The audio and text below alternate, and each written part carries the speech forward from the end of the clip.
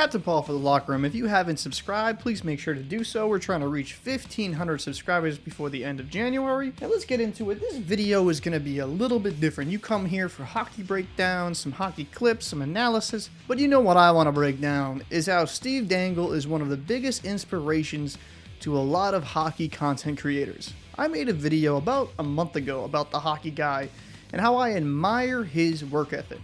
Well, Steve Dangle is very one and the same. He built himself up from being essentially a nobody doing Leaf fan reviews into this massive YouTuber that even works with Sportsnet. I know Steve Dangle can be divisive for some people because some people don't like the bombasticness of his content. Some people think he might be a little bit over the top. But the one thing you cannot say when you watch a Steve Dangle video is that it's boring. He always brings a lot of energy, he always has a lot of fun with it, he goes over the top, and I think it's just a very interesting way to have a review of a hockey game. He brings reviews to the next level and makes them entertaining so fans of different hockey teams, like myself, can enjoy his review of the Toronto Maple Leafs. Now, the Maple Leafs have a gigantic fan base, and that can definitely be, I would say, daunting at times because you don't want to alienate some of the fans that you want to be pining for. But one of the things I really respect about Steve Dangle is he is just unabashedly himself, and he's never going to waver in that. Think about it in this way.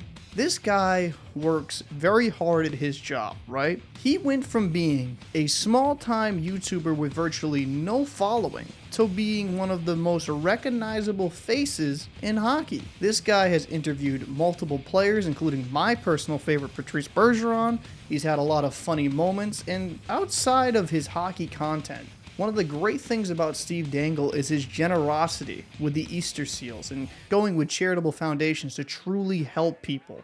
Listen, success, wealth, that's all great, but to me the most important thing is how you treat people. There has never been anyone that has said anything negative about their interactions when it came to dealing with Steve Dangle. It seems like he is truly a very good person, and hey, that just makes me want to root more for the guy. It's just such a nice underdog story. Look at what he has created. He has his own YouTube channel, he makes content for Sportsnet, and guess what? He even has his own podcast network. He has truly shown that with hard work and dedication, you can become anything you want to be. Yes, it might seem insurmountable in the moment, but if you truly put in the work, you truly have the drive, you have the passion, you can succeed in life. That's not just about hockey content creators and admiring that about Steve Dangle and how he has succeeded in that market. You can use those philosophies anywhere in life. The main reason I make these videos is that on YouTube, you see a lot of people tearing others down, and I just want to build others up. I like to acknowledge and kind of pay homage to those that I greatly respect on this medium, because without them, the hockey content wouldn't be as good.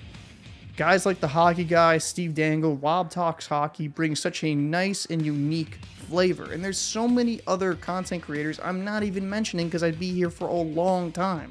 Steve Dangle is a beauty, and it's so nice to see somebody start from the bottom truly rise to the heights of this industry. Let me know down below in the comments section, what is your favorite Steve Dangle moment?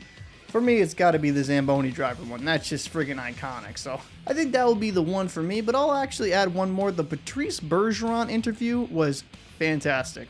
I'm Captain Paul for the Locker Room. If you enjoyed this video, I'd appreciate if you could check out the other videos on this channel, and I will see you in the next video. The Toronto Maple Leafs lost an actual National Hockey League game to a 42-year-old